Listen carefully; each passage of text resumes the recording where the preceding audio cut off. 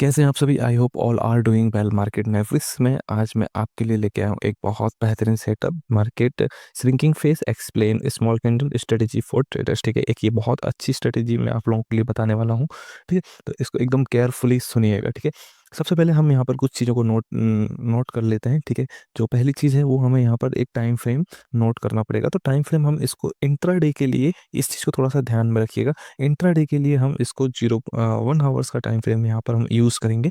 इसी के साथ अगर इंट्राडे में हम बहुत बड़े टारगेट्स तो प्लान नहीं करते हैं, बट हाँ हम ये कह सकते हैं ये 200 पॉइंट तक का टारगेट हम इंट्राडे के अंदर इस सेटअप से कैप्चर कर सकते हैं कम से कम। ठीक है, और अगर हम इसको डे वन और वीकली और मंथली टाइम फ्रेम पर हम इस सेटअप को यूज़ करेंगे तो इसके टारगेट इससे कहीं ज़्यादा बढ़ जाएंगे। ठीक है, बट पहले हम यहाँ पर पहले बात करते हैं इंट्राडे के लिए। ठीक है, तो 1 आवर्स टाइम फ्रेम पर हम इसको यूज़ करेंगे। ठीक है, तो अब सेटअप क्या कहता है ये इस चीज़ को ध्यान में रखना। ठीक है, अब हमें इसको ध्यान में रखना। The market has shrink itself and the wicks are bigger bigger and the body is very smaller. ठीक है, क्या कहानी है इसकी मैं आपको बता देता हूँ इन डिटेल। ठीक है, इसमें कहा है कि बॉडी छोटी होना चाहिए।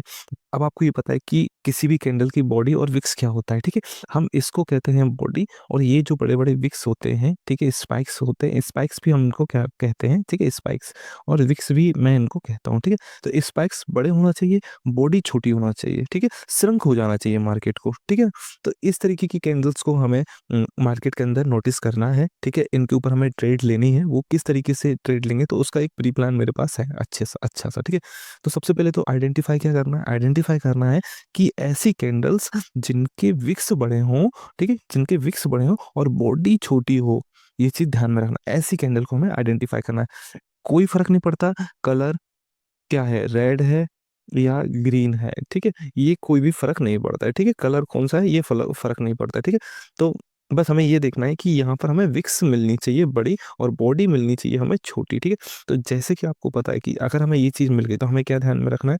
अब हमें ध्यान में रखना है कि जैसे कि मैं यहाँ पे बता एक रेंज हमें मार्क करना है। कैसे मार्क करेंगे, मान के चलो अभी तो आप यहाँ पर एग्जांपल देख रहे हो, फिर मैं इसको लाइव मार्केट में आपको दिखाऊंगा किस तरीके से ये हमें दिखती है मार्केट के अंदर। ठीक है, तो हमें क्या करना है कि ये रेंज जैसे कि हमें ये दो कैंडल्स यहाँ पर मिल गई, एक और ये दूसरी। ठीक है, अब हमें क्या करना है, इनकी बॉडी को हमें मार्क कर लेना है। ठीक है, अब ये एक रेंज हमें यहाँ पर मिल गई। ठीक है, इसके बीच की क्या है, ये रेंज हमें यहाँ पर मिल गई। ठीक है, ये जो है ये रेंज है। ठीक है, अब हमारा स्टेप क्या होगा, अब जहां भी ये ब्रेक करेगा वहां पर हमें ट्रेड लेना है और इसके जस्ट ऊपर वाली रेंज पर हमें स्टॉप लॉस रखना है। एक चीज याद रखना, स्टॉप लॉस रखना है। ठीक है, अगर ये छोटी रेंज है तो नो डाउट आप रेंज का स्टॉप लॉस रख लीजिएगा, लेकिन अगर ये बड़ी रेंज है, मान के चलो कोई बड़ी कैंडल है दो, ठीक है, ये कोई दो बड़ी कैंडल है। सॉरी, यहाँ पर मैं नहीं समझा रहा हूँ क्योंकि यहाँ पर आपको नहीं समझ में आएगा अच्छे से, तो थोड़ा सा इसको क्लीन कर लेता हूँ। ठीक है, आप समझिएगा। मान के चलो ये कोई बड़ी कैंडल है यहाँ पर। ठीक है, ये बड़ी कैंडल है। ठीक है, ये थोड़ा सा ऊपर नीचे हो सकती है, कोई दिक्कत नहीं है, बट हमें एक रेंज आइडेंटिफाई यहाँ पर करना है। ठीक है, तो ये यहाँ पर हमने यहाँ क्लिक करा, ये क्लिक करा। ओके, अब हमें क्या करना है कि ये बड़ी रेंज हो रही है। अब इतना बड़ा अगर ये ब्रेक करता है मार्केट यहाँ, तो इतना बड़ा तो हम स्टॉप लॉस नहीं देंगे मार्केट में। ये एक बड़ी है, मान के चलते हैं ये 400 या 500 की रेंज है, तो इतना बड़ा स्टॉप लॉस तो हम नहीं देने वाले हैं। तो फिर क्या करेंगे, फिर हम ये करेंगे कि हम इसके अंदर स्टॉप लॉस को छोटा करेंगे। कैसे, हम जब ये ब्रेक करेगा इसके 250 पॉइंट्स के ऊपर हम या 150 पॉइंट्स के ऊपर हम स्टॉप लॉस यहाँ पर लगा लेंगे। ठीक है, इस तरीके से हम यहाँ पर स्टॉप लॉस को सेट कर सकते हैं। ठीक है, अभी आपको समझ में आया कि मैं एक और बार इस चीज को समझाऊं। अगर नहीं आया है तो एक बार थोड़ा सा वीडियो को एक बार और देखिएगा तो समझ में आएगा। ठीक है, क्योंकि अगर रेंज बड़ी है ना तो हमें जस्ट उस रेंज के आसपास में ही आपको 150 का स्टॉप लॉस या 50 रुपीज का स्टॉप लॉस पुट करना है। ठीक है, सिंपल सी चीज़ है। ठीक है, अब लाइव मार्केट में मैं आपको सिखाऊंगा तो थोड़ा सा और आपको यहाँ पर क्लियरिटी हो जाएगी। ठीक है, तो अब मैं आपको बताता हूँ, always always track shrunk candle for big trade. ठीक है, ये चीज़ याद रखना है हमेशा। अब कई बार क्या सिनेरियो बनता है, अब सेकेंड जो सीन है हमारे पास, ठीक है, सेकेंड जो सीन है वो ये है कि कई बार मार्केट में ये हमने रेंज आइडेंटिफाई की, इसके बाद थर्ड कैंडल ने ब्रेक करा बट ब्रेक ऐसा किया कि पहले यहाँ ब्रेक किया होगा, लेकिन फट से एक स्पाइक लगा दी यहाँ के लिए। ठीक है, ऊपर के लिए। अब स्टॉप लॉस हिट हो गया, फिर क्या करेंगे, फिर क्या करेंगे, कुछ नहीं, स्टॉप लॉस हिट हो गया कोई दिक्कत नहीं, और रिवर्स चला गया। इसके लिए क्या होता है, कई बार हमें ना सेम मार्केट एक पॉइंट के अंदर इस जगह पे ज्यादा देर तो रहेगा नहीं, या तो मे बी यहाँ ब्रेक करेगा या फिर मे बी यहाँ ब्रेक करेगा। हमें क्या करना है, हमें इसको सिर्फ 3 बार ट्रेड करना है, ज़्यादा ट्रेड नहीं करना है। ये चीज़ आपको ध्यान में रखना है, ये बहुत आईएमपी चीज़ है कि हमें सिर्फ किसी भी लेवल को सिर्फ 3 बार ट्रेड करना है। अगर वो री एंट्री का मौका दे रहा है तो हमें री एंट्री ज़्यादा नहीं करनी, सिर्फ 3 बार करनी है। ये चीज़ ध्यान में रखें, ठीक है। 3 बार री एंट्री करने के बाद फिर हमें उसे नेक्स्ट डे प्लान करना है, ठीक है। हो सकता है, देखिए अगर मेरा प्लान है कि मार्केट इस जगह से नीचे जाए, ये जगह से नीचे आएगा, तो सिंपल, या तो मेरा यहाँ पर एंट्री होगी या मेरी यहाँ पर एंट्री होगी, ठीक है, कहीं भी करता है। बट 3 बार एंट्रीज अगर मैंने मिल गई और 3 बार स्टॉप लॉस हिट हो गया, तो फिर मुझे क्विट कर देना वहां पर। ये चीज ध्यान में रखे जाए, ठीक है।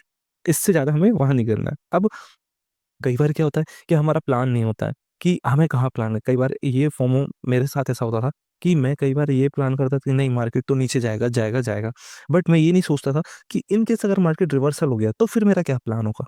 तो इस चीज को भी प्लान करना पड़ेगा आपको, ठीक है। ऐसा नहीं है कि आप हमेशा सही रहें, आपको बोथ साइड प्लान करना। एज अ ट्रेडर आपको फर्क नहीं पड़ता मार्केट कहाँ जाए क्या करे, बट आपको ये चीजें ध्यान में रखना होता है कि मार्केट कहीं भी जाए, बस हमारा प्लान के अंदर मार्केट रहे, ठीक है। तो ये चीज आपको ध्यान में रखना, ठीक है। अब सेकेंड चीज हम यहाँ पर एक और देख लेते हैं।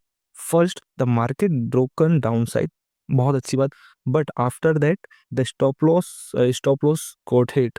After that the market broke upside and then give a very big target. हाँ, जैसे कि मैंने बताया, कई बार क्या होता है कि आपका प्लान ये होता है कि मार्केट नीचे जाएगा, आप प्रीवियस सिनेरियो देख रहे होंगे तो मार्केट नीचे जाएगा, बट मार्केट क्या करता है, नीचे जाता भी है, आपने वहां एंट्री बनाते भी, बट सडनली मार्केट रिकवर कर जाता है, रिकवर कर जाता है।